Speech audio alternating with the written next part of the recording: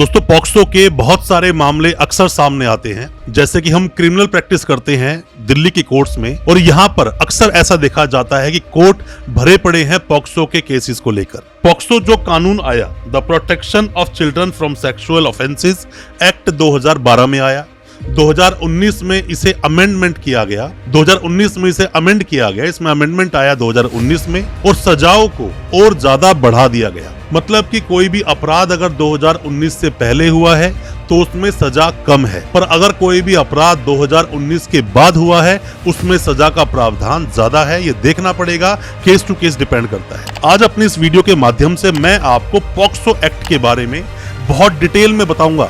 मतलब कि सारे सेक्शंस के बारे में बताएंगे, कैसे प्रोसेस चलता है वो भी बताएंगे, किन किन सेक्शन में सजा होती है वो भी बताएंगे। इस एक ही वीडियो से पूरे पॉक्सो एक्ट को आप समझ सकते हो, आप जान सकते हो पॉक्सो एक्ट क्या बोलता है। वीडियो थोड़ा लंबा हो सकता है बट बहुत ज्यादा इंफॉर्मेटिव है। बहुत सारी ऐसी इंफॉर्मेशन आपको मिलेंगी जो आपको और कहीं से पढ़ने में नहीं मिल पाएंगी इजीली, क्योंकि हम वही सारी बातें डिस्कस करेंगे जो प्रैक्टिकली कोर्ट में होता है और जो हम केसेस में जब केस को फाइट करते हैं तो देखते हैं। ज्यादा कुछ जानने के लिए पॉक्सो एक्ट के बारे में दोस्तों बने रहिए हमारे इस वीडियो के साथ। नमस्कार दोस्तों, फिर एक बार स्वागत करता हूं आप सभी का अपने इस YouTube चैनल पर जिसका नाम है फाइट फॉर ट्रू। मेरा नाम है वीरेंद्र वर्मा। दोस्तों पॉक्सो एक्ट एक बहुत ही ज्यादा सीरियस ऐसा एक एक्ट है जिसमें सजा के प्रावधान बहुत ज्यादा टफ है, जिसमें कि सजा के प्रावधान बहुत ज्यादा टफ है। 10 साल की सजा, 20 साल की सजा, उम्र कैद की सजा और यहाँ तक कि फांसी तक का भी प्रावधान है। पॉक्सो के जो सेक्शंस हैं या पॉक्सो एक्ट में जो सजा के प्रावधान दिए गए हैं, ये कुछ ऐसे सेक्शंस बनाए गए हैं जो कि ये बोलते हैं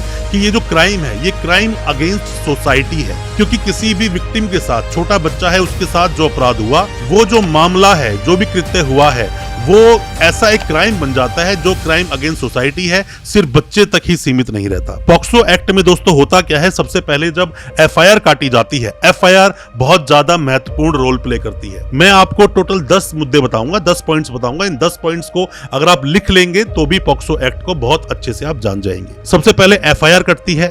एफआईआर जैसे ही आप लिखवाते हैं तो पहले कटती थी एफआईआर 154 सीआरपीसी में, अब वो एफआईआर काटी जाती है 173 बीएनएसएस का जो सेक्शंस है उसके अनुसार, क्योंकि अभी 2024 जुलाई से 1 जुलाई से सारे नए कानून आ गए हैं तो सीआरपीसी की चीजें बदल गई हैं। हालांकि पॉक्सो एक्ट एक स्पेशल कानून है, तो स्पेशल कानून में स्पेशल सेक्शंस बनाए गए हैं।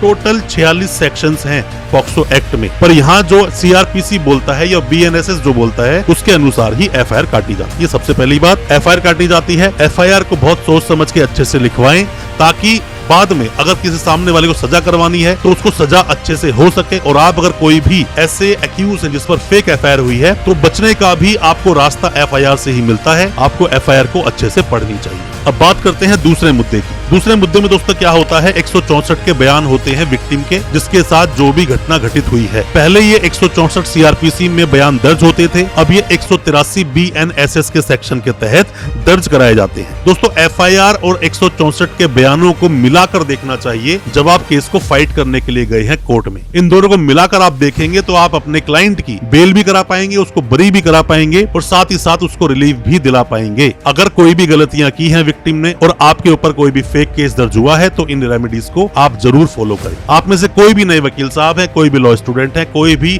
अभी कानून की जानकारी ले रहे हैं या फिर आप पर कोई भी मुकदमा हुआ है या आपके सगे संबंधी जानकार पर कोई भी केस हुआ है पॉक्सो का, वीडियो बहुत काम का है। कोई भी सजेशन चाहते हैं, सलाह चाहते हैं, दिए गए नंबर पे व्हाट्सएप करें, हो सकता है हम आपकी कोई मदद कर सकें, आपको आपके सवालों के जवाब जरूर मिलेंगे। अब बात करें दोस्तों तीसरे मुद्दे की। पहला पॉक्सो एक्ट के बारे में दोस्तों जान लें। पॉक्सो एक्ट है, पॉक्सो एक्ट आया 2012 में, अमेंडमेंट हुआ 2019 में। The protection of children from sexual offences इसकी फुल फॉर्म है। टोटल 46 सेक्शंस हैं और सजा के जो प्रावधान हैं, अब इन सेक्शन को भी आप समझ लें। जो सजा के जो प्रावधान है, section 4, section 6, section 8, section 10, section 12 में सजा के प्रावधान है कि किस तरह का अपराध हुआ तो उसमें सजा किस सेक्शन के तहत दी जाएगी।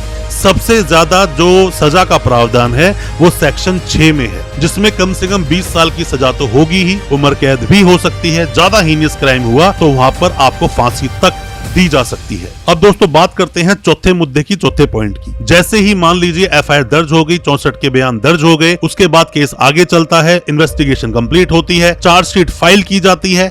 चार्जशीट फाइल होते ही अगर चार्जशीट गलत है तो यहाँ पर आप प्रोटेस्ट पिटीशन लगा सकते हैं, आपका ये हक है। और अगर एफआईआर आपने देख ली है, प्रोटेस्ट पिटीशन का भी आप लाभ नहीं ले पाए तो आगे जाइए। अब यहाँ पे होंगे चार्जेस फ्रेम। चार्जेस फ्रेम में बहुत अच्छे से आर्ग्यूमेंट करें और बताएं कि आपके ऊपर क्यों ये सेक्शंस नहीं लगने चाहिए। आपने पूरी बात अच्छे से बताई और आपका केस नहीं बनता है तो ऐसे में अगर आपके चार्जेस फ्रेम हो भी जाए स्पेशल कोर्ट से, किसी भी सेशंस कोर्ट से, तो आपको इसके बाद यहाँ पर रिवीजन में जाना चाहिए हाई कोर्ट में। तो रिवीजन में जाने के बाद भी आपके सेक्शंस हटाए जाते हैं, इनको आप ध्यान रखना चाहिए। दोस्तों किसी भी सेक्शन को समझने में समस्या होती है, सजा के प्रावधान को जानना चाहते हैं, बेल प्रोसेस को जानना चाहते हैं कैसे बेल होगी, या फिर आप अपील के बारे में कुछ जानना चाहते हैं, हाई कोर्ट जाना चाहते हैं सजा होने के बाद, कोई भी सवाल है दिए गए नंबर व्हाट्सएप करें, आपकी मदद जरूर करेंगे। हो सकता है हमारे की सजेशन से आपको कोई मदद मिल सके। अब और आगे चलते हैं पांचवें पॉइंट पर। पांचवा पॉइंट दोस्तों आता है चीफ एंड क्रॉस का। जैसे ही एफआईआर दर्ज हो गई, एफआईआर में कुछ बातें लिखवाई गई,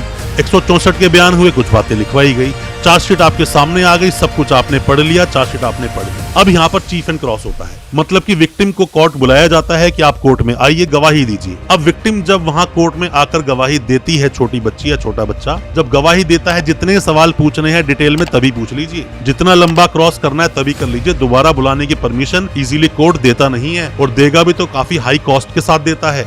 तो इस बात को ध्यान रखें, जितना डिटेल में सवाल पूछने हैं उसी वक्त पूछ लें। पर मैं आपको एक बात और बता दूं, किसी भी वकील साहब के लिए ये जरूरी तो होता है कि भाई आप सवाल जो पूछ रहे हैं कितने ज्यादा रिलीवेंट वो सवाल हैं, बट उससे भी ज्यादा जरूरी ये होता है क्या सवाल आपको नहीं पूछने हैं। कहीं ऐसा ना हो कि अपने लिए खुद ही आप गड्ढा खोद लें और उसमें खुद ही आप दफन हो जाएं। तो ध्यान से सवाल पूछें, बहुत पेशेंस से सवाल पूछें। बेहतर है पहले उन सवालों को लिख लें, अच्छी तैयारी कर लें, उसके बाद ही सवालों को पूछें, वरना आपके साथ समस्या हो सकती है। क्योंकि पॉक्सो एक्ट में, पॉक्सो के सेक्शंस में, जो पॉक्सो का जो ये एक्ट है, इसमें जब सजा दी जाती है तो उसमें कन्विक्शन रेट बहुत ज्यादा हाई है, खास करके उनके लिए जिनका सेक्शन 6 लगा हुआ है। तो ध्यान से अपने केस को आप प्रेजेंट करें। अब बात करते हैं छठे पॉइंट।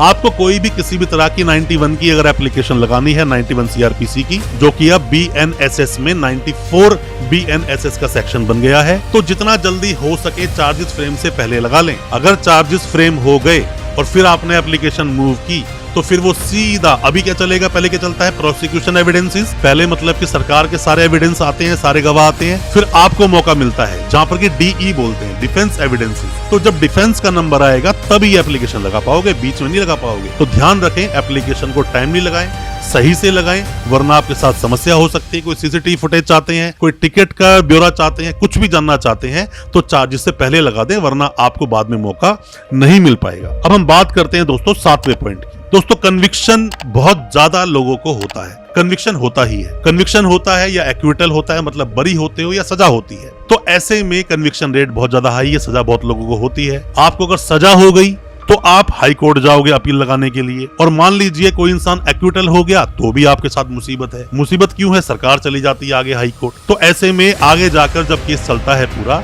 कई सारी आपकी गलतियां होती हैं, कई बार केस ऐसा स्ट्रांग होता है कि जिसमें आपके बचने के रास्ते होते ही नहीं है, तो वह सजा भी हो जाती है। इन बातों का आप ध्यान रखें। और 8वें पॉइंट में दोस्तों बताना चाहूंगा कि अगर आप बरी हो गए तो यहाँ पे स्टेट चला जाएगा हाई कोर्ट। हाई कोर्ट से आपको अपील में अगर और रिलीफ मिल गया, सुप्रीम कोर्ट चला जाएगा स्टेट। कोई पैसा तो लगना नहीं, फीस तो लगनी नहीं, फीस लगेगी आपकी जो आप एक्यूज हैं। तो ऐसे में अगर मान लीजिए कि आप अगर सजा हो जाती है आपको, हाई कोर्ट जाइए, अपील लगाइए, अपील ने भी सजा दे दी तो आप सुप्रीम कोर्ट जाइए। आपके पास रेमेडीज हैं, इन रेमेडीज का आपको इस्तेमाल करना चाहिए अगर आपके पास पैसा है, क्योंकि कोई भी वकील साहब करोगे आपसे फीस जरूर लेंगे, या फिर आप सरकारी वकील कर लो, ये भी आपके पास ऑप्शन है, ये आपका फंडामेंटल राइट है दोस्तों। अब दोस्तों बात करते हैं 9वें पॉइंट, क्योंकि इसमें ज्यादातर लोगों को सजा होती है, और सजा होने के कारण सिर्फ इतने से हैं क्योंकि क्राइम अगेंस्ट सोसाइटी होता है, बहुत ही हीनियस तरह का क्राइम होता है। अगर किसी मामले में अगर बरी कर दें वहां पर जज साहब, जो स्पेशल कोर्ट के जज साहब हैं, अगर बरी कर भी दें तो ऐसे में प्रॉब्लम हो जाती है कि वहां पर स्टेट चली जाती है हाई कोर्ट, और कई बार यहाँ पर उन्हें जवाब देना पड़ जाता है। तो इसीलिए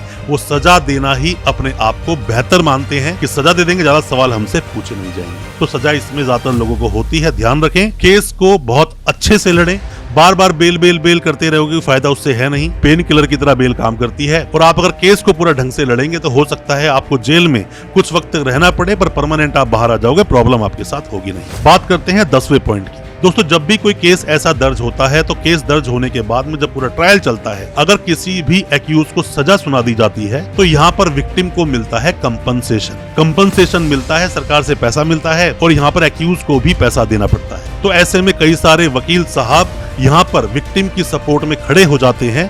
सिर्फ आपको सजा कराने के लिए कंपनसेशन का अमाउंट मिलता है, उसमें से कुछ फीस उन्हें भी मिल जाती है। तो ये आपके लिए बहुत ज्यादा प्रॉब्लम का सबब तो है ही। अब हम बात करते हैं कुछ ऐसे सेक्शंस जो आपको पता होने चाहिए पता, वरना तो आपको प्रॉब्लम होगी। सबसे पहली बात, बेल लगाना आपका अधिकार है, आप बेल लगाएं। कोई भी आपका जानकर सगा संबंधी कोई भी जेल में है, आपका क्लाइंट जेल में है, बेल लगाएं। बेल आप लगाएंगे, एंटीसिपेटरी बेल लगाना चाहते हो तो 438 सीआरपीसी पहले था, अब वो 482 482 BNSS अब हो गया है। पहले 439 में रेगुलर बेल लगाई जाती थी जो जेल में लोग हुआ करते थे, अब वो 483 बन गया है, 439 की जगह 483 बन गया है BNSS का सेक्शन, जिसके तहत आप रेगुलर बेल लगा पाएंगे, चाहे फिर आप सेशंस कोर्ट लगाएं, चाहे फिर आप हाई कोर्ट लगाएं। अब कुछ ऐसे सेक्शंस जो कि महत्वपूर्ण हैं आपके लिए। सबसे पहले तो आप जान लीजिए प्रिजम्पशन का सेक्शन, वो है 29। मतलब कोई भी केस अगर कोर्ट में गया तो जज साहब यही मानेंगे कि वो अपराध आपने ही किया है, क्योंकि बर्डन ऑफ प्रूफ आप पर है।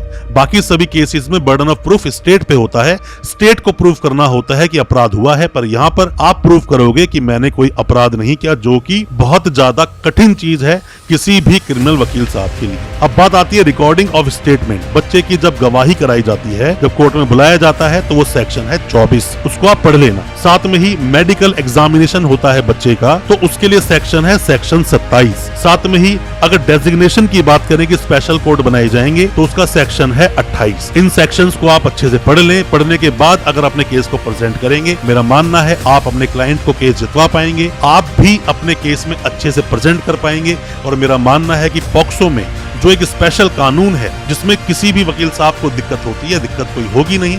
फिर भी कोई दिल में सवाल है, दिए गए नंबर पे व्हाट्सएप करें, हम आपकी मदद जरूर करेंगे। हो सकता है हमारे किसी सजेशन से, किसी हेल्प से, किसी बताई गई बात से आप अपने केस से पूरी तरह से बाहर निकल सकें। अच्छा लगा हो आज का वीडियो को ज्यादा से ज्यादा अपने दोस्तों, परिजन, परिवार तक शेयर करें ताकि वो भी अपने आप को कानून जानकार बना सकें। चैनल को सब्सक्राइब करना बिल्कुल ना भूलें, साथ में लगा बेल आइकन जरूर दबा दें ताकि इसी तरह की लीगल अवेयरनेस की वीडियोस आप तक पहुंच सके सबसे पहले। बहुत बहुत शुक्रिया दोस्त, धन्यवाद हमारे इस वीडियो के साथ बने रहने के लिए।